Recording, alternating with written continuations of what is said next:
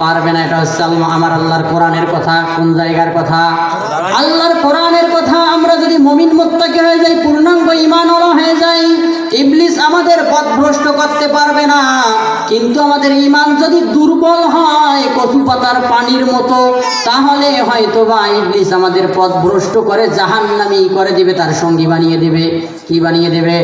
তার সঙ্গী বানিয়ে দেবে। আল্লাহ রব্বুল আলামিন আদম পয়গাম্বরকে সৃষ্টি করলেন 120 হাত বডি বানানোর পর আমার আল্লাহ জান্নাতের ভিতরে পয়গাম্বর আদমকে রেখে দিলেন। বললেন, আদম যেখানে ইচ্ছা যা মনে চায় আদম তুমি খাওয়ার ভরো, কিন্তু একটা গাছ আছে, গাছের কাছে যাওয়া যাবে না। লা তাকরাবা হাদিহিশ শাজারাতা ফাতাকুনা মিনাজ জালিমিন। আমার আল্লাহ বলেন, আদম তুমি যা করো করো, কিন্তু ওই যে গাছটা দেখা যায় ওই গাছের নিকটে যাওয়া যাবে না। আল্লাহ রাব্বুল আলামিন আদমকে জান্নাতে রেখে দিল। রাখার পরে আদম নবী জান্নাতের ভিতরে থাকে। এত বিশাল জান্নাত, আদমকে আর একা ভালো লাগে না। আদমকে আর একা ভালো লাগতেছে না। আমার আল্লাহ বলেন, আদম রে মন মরা হয়ে ঘোরো কেন? কি হয়েছে তোমার? আদম বলেন, আল্লাহ এত বিশাল তোমার সৃষ্টি জান্নাত, কিন্তু একা আমি থাকি, এজন্য তো আমার বেশি ভালো লাগে না। আল্লাহ বলেন, কি করা লাগবে? বলে, আমার সাথে গল্প করার মানুষ নাই, এজন্য আমার মনটা খারাপ। আল্লাহ বলেন, আদম ঠিক আছে, আমি তোমার ব্যবস্থা করব তোমার জন্য। আদম নবী যখন ঘুমিয়ে পড়েছে জান্নাতের ভিতরে, আমার আল্লাহ আদম নবীর বাম পা জোরের হাড়, বাঁকা হাড়। কি হাড়? মুফাসসিরে কেরাম বলেন, কেন বাঁকা হাড় নিল? সোজা হাড় নিলে সমস্যাটা কি হইতো? সোজা হাড় যদি নিত, মহিলা সোজা হয়ে যেত, স্বামীর সাথে কোনোদিন ঝগড়াই হইতো না। কিন্তু এক পরিবারে যদি শুধু সুখ আর সুখ হয়, ভালো কি লাগে? মাঝে মাঝে সুখ, মাঝে মাঝে ঝগড়া যদি হয়, স্বামীকেও ভালো লাগে, স্ত্রীকেও ভালো লাগে। আমার আপনার নবীজির কন্যা হযরত ফাতেমাতুজ জোহরা আলীর সাথে মনোমালিন্য হয়ে যায়। আমার নবী গিয়ে তাদের মাঝখানে বিছানার ভিতরে শুয়ে তাদের সমাধান করে দেয়। সুবহানাল্লাহ বললেন না? আমাদের নবীজির স্ত্রী আম্মাজান আয়েশাতুল হুমায়রা রাদিয়াল্লাহু তাআলা আনহার সাথে আমার নবীর মনোমালিন্য হয়ে যায়। সিদ্দিকে আকবর নবীজির শ্বশুর, নবীজির ছোট্টবেলার বন্ধু, উনি এসে তাদের সমাধান করে দেয়।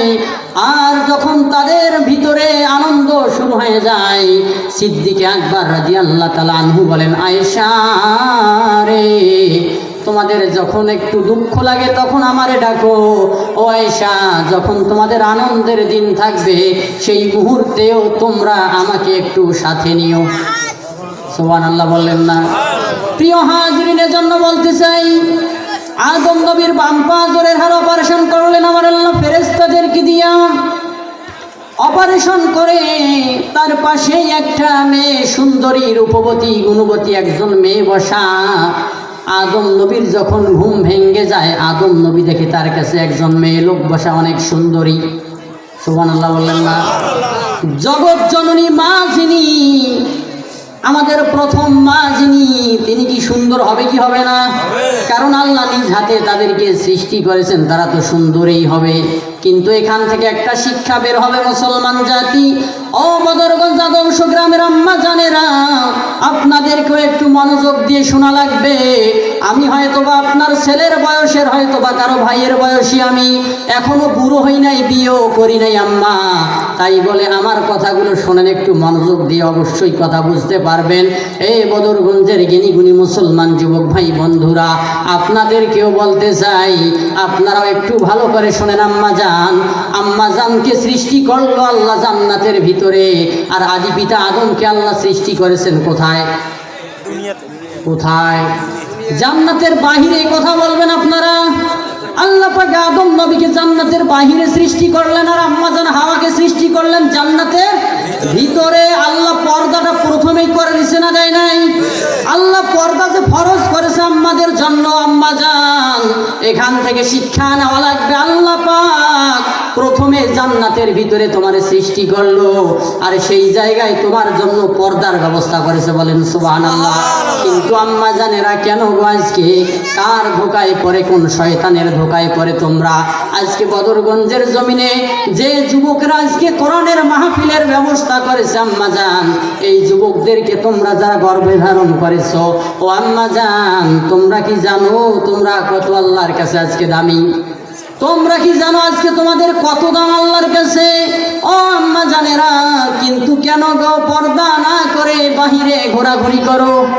এই পর্দার বিধানটা আমার আল্লাহ মা হাওয়াকে সৃষ্টি করে প্রথমেই তৈরি করে দিল, বলেন সুবহানাল্লাহ। কিন্তু আজকে কেন পর্দা করেন না আম্মা জান? আপনাদের কাছে আমি আপনাদের সন্তান হয়ে বলে যাই মা, জীবনে যতদিন বেঁচে থাকবেন আল্লাহর কসম আপনি পর্দা করে যান। আপনার যদি মৃত্যুর পর আপনার মৌত হওয়ার পর আপনার হাসর মিজান ফুলসিরাত হবে নবীর কন্যা হযরত ফাতেমাতুজ জোহরার সাথে।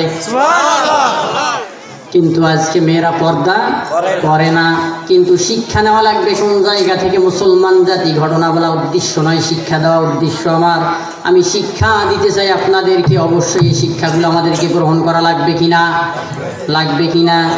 আল্লাহ পাক যখন আদম নবীর কাছে একজন মেয়ে লোক তৈরি করে দিল, আদম পয়গম্বর তার দিকে হাত বাড়াতে চায়। কি বাড়াতে চায়? ঘুম থেকে আদম নবী জাগার পর হাত দিতে চায় তার গায়ে। আমার আল্লাহ কয় আদম হাত দেওয়া যাবে না, তুমি একটু শান্ত হও। আদম নবী বলেন আল্লাহ হাত যদি গায়ে দেওয়া না যায় তো আমার কাছে রাখছেন কেন? আদম নবী কি বলতে চায়? আদম নবী বলতে চাই আল্লাহ তার কাছে যদি আমি যেতেই না পারবো তাকে আমার কাছে রাখলেন বা কেন? আল্লাহ বলেন আদম রে, তার কাছে তুমি যেতে পারবা, কিছু কাজ করা লাগবে। কি করা লাগবে? আদম নবীকে আল্লাহ বলেন আদম তোমার বিবাহ করা লাগবে। কি করা লাগবে? বিবাহের কথা যখন বলেছেন আদম পয়গম্বর কয় আল্লাহ আমি তো জীবনে বিবাহের কথা শুনি না, এটা আবার কি জিনিস? আল্লাহ কয় আদম যখন করবা তখনই বুঝবা এটা কি জিনিস।